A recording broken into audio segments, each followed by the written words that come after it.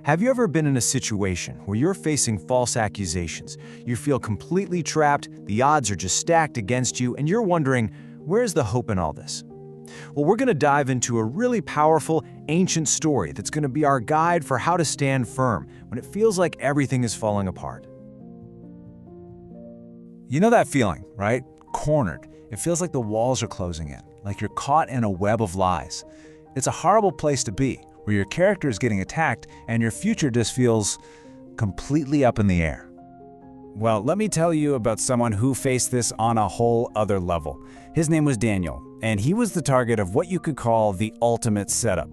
I mean, this was a trap designed from the ground up to be absolutely 100% hopeless.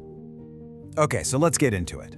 The wild thing about Daniel's story is that his ordeal didn't start because he did something wrong. It started because he did everything right. His own integrity, his flawless character became the very thing his enemies decided to use as a weapon against him. See, Daniel was a big deal. He wasn't some rookie. He was in his 80s, serving as one of the top 3 guys in the entire Medo-Persian Empire.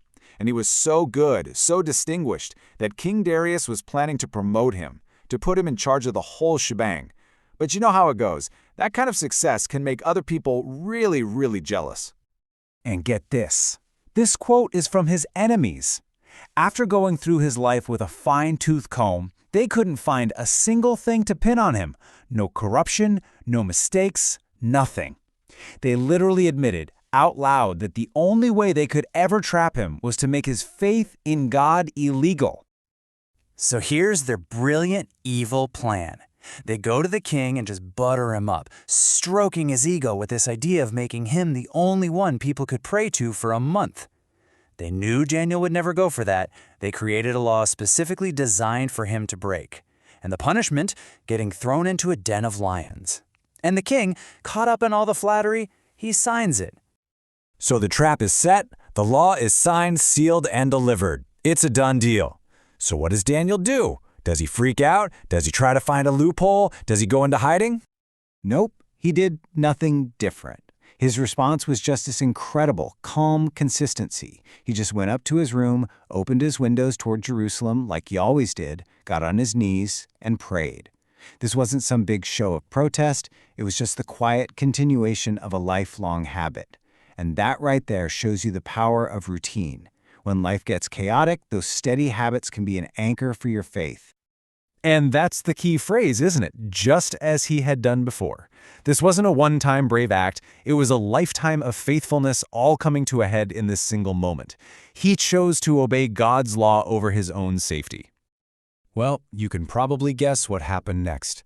Daniel's faithfulness walked him right into the jaws of the trap. His enemies see him praying, they've got him, and they run straight to the king. And the king, he realized immediately he'd been played.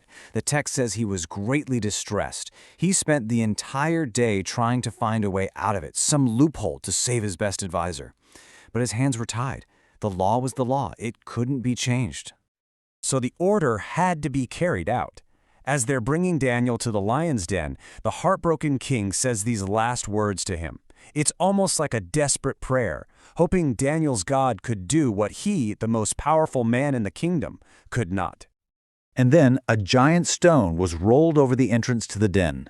The king sealed it with his own ring. It was official. It was final. From any human point of view, it was all over. But right there, in that moment of complete darkness, of total finality, a different power was at work. God was about to step in, and in a way nobody could have predicted. You can just picture King Darius, right? Pacing his room all night. Can't eat, can't sleep. He's an absolute wreck. But while the king was worrying, God was working. The second the sun came up, he sprinted to the den, terrified of what he was about to find. He calls out Daniel's name, his voice probably cracking with grief. And a voice calls back. It's Daniel. He's alive. He's totally fine.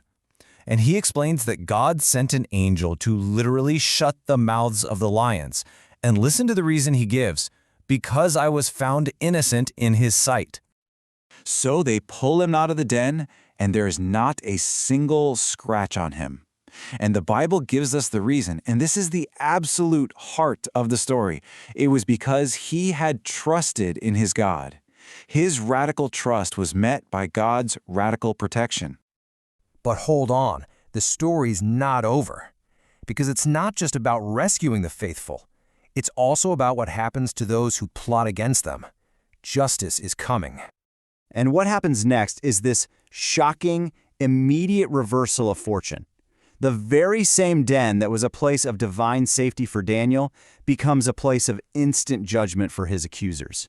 The lions that wouldn't even touch an innocent man, well, they had no problem with the guilty ones. On the king's order, the guys who set this whole evil plan in motion were thrown into the very den they had prepared for Daniel. The trap they built for an innocent man ended up snapping shut on them. And the ripples from this miracle spread everywhere. King Darius, a pagan king, sends out a decree to the entire empire, telling everyone that they need to respect the God of Daniel. Daniel's private crisis of faith resulted in a massive, public declaration of God's power to the whole world. So let's bring this home for us. What's our lion's den? It's more than just a bad situation. It's a test. Your lion's den isn't just the trial you're facing, it's how you choose to respond inside that trial.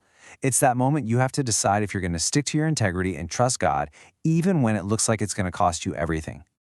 So the question this story leaves us with is a big one. Any trial, any false accusation, it can feel like the end of the road. But what if it's not? What if it's actually an opportunity? Your trial might be fierce, absolutely. But in the hands of a God who rescues and saves, what kind of testimony is it going to produce?